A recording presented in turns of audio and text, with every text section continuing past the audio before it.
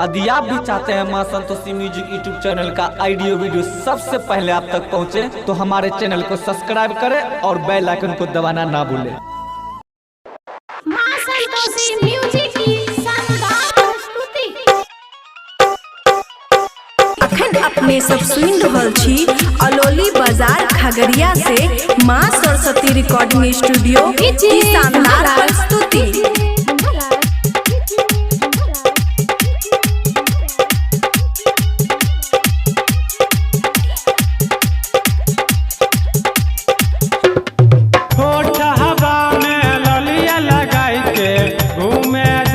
खगड़िया गे घूमे जाय छी खगड़िया गे घूमे जाय छी खगड़िया गे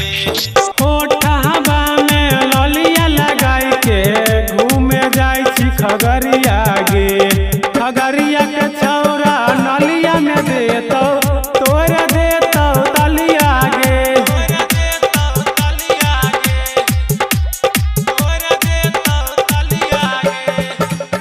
presented by मां Saraswati recording studio DJ Anurag मौसम उनकी धड़कन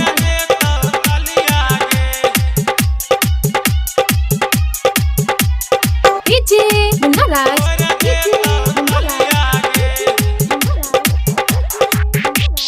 मुहावा से रूप चुआई छौ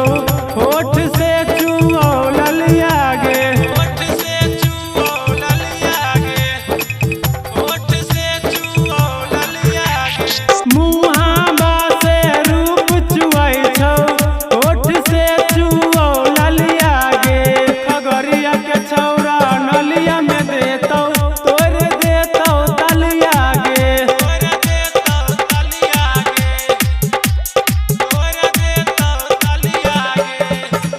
presented by मां Saraswati recording studio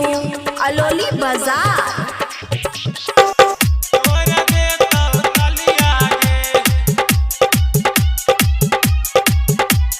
DJ Anurag